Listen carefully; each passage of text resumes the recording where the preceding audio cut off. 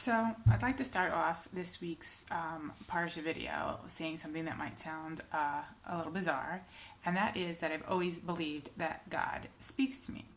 And people, of course, look at me like I'm insane, especially when I double down and say that I believe that not only does he speak to me, but he speaks to you and everyone else as well. And the question, I think, is, are we listening? Everybody has what you call an intuition, an inner voice, that gut feeling that is meant to guide us when we live our life. And if we listen to that, that's what I would like to call the voice of God. Now, in our Parshat Lech Lecha, there's two things that I want to point out. First of all, it's no mistake that it follows Parshat Noach after, of course, there was the devastation of the flood due to the peoples really have strayed so far from what God wanted for the world. And then there was the generation that tried to build the tower, who also strayed from really what was intended or desired by God. And that's when we pick up with Abraham.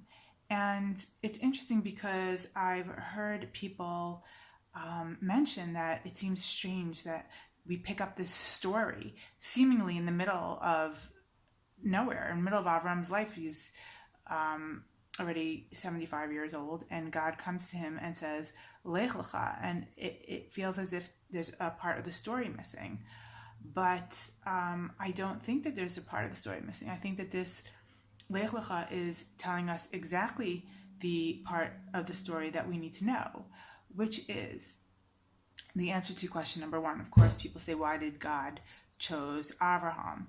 And the deeper answer to me is answered right here in the words Lech Lecha. Because it has been said that God was putting out this message and trying to make it clear to anybody who would be tuned in that there is a God and that there is a proper way to follow, and that it should be intuitive if we do listen to that inner voice. And the reason that he chose Abraham is that Lech Lecha, not that Lech Lecha was a command to Abraham, go, pick up and go now. It was more of a confirmation that, yes, Abraham, up until now, you have been listening to that inner voice. And Lech Lecha, they say, go towards yourself. And Abraham had proven until that point to listen to that inner voice and to do the things that spoke to his intuition. And so God was confirming, yes, Abraham, you're doing the right thing. And he implores him further on the pasuk. He says to go away from your land, to go away from where your birthplace and from your father's home. Now, these things are vital in the growth of each entire person, because when we do things and we want to know if we're doing the right thing, the questions we need to ask ourselves are, why are we doing this? Is it because of society's influence? Is it because from the place we were born, from something that we were nursed from our mother ever since childhood, that her influence? Or mi beit avicha, is it something that our fathers drilled into our head?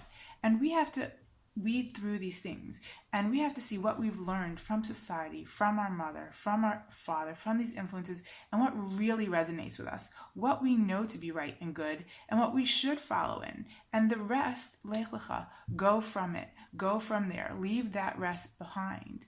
But the important second part of the pasuk, which people don't really focus on, is to go, God says, to the land Asher Arecha, that I will show you. And what God's saying there is very important. It's easy to say, to weed out those influences and to know what is right by you.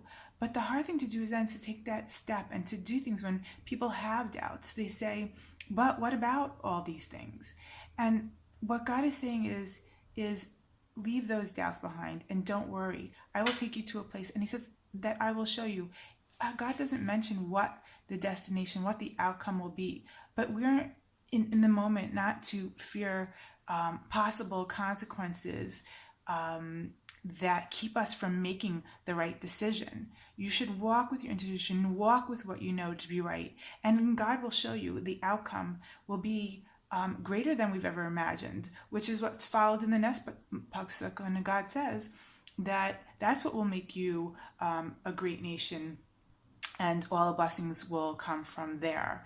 And there will be blessings beyond what one can imagine if you take that step in that moment and leave all the unnecessary influences that you know to be wrong behind and move in the right direction with yourself, with your intuition, with what you know to be good and true. And you will have an amazing future if that's the way you live your life in the moment. This is telling Abraham to leave the bad of the past behind and not to worry about the future that hasn't come yet, but live in that moment. Do what is right in that moment, and the blessing will spring forth from there. And I bless you all that you should do that. You should listen to your intuition and follow this formula.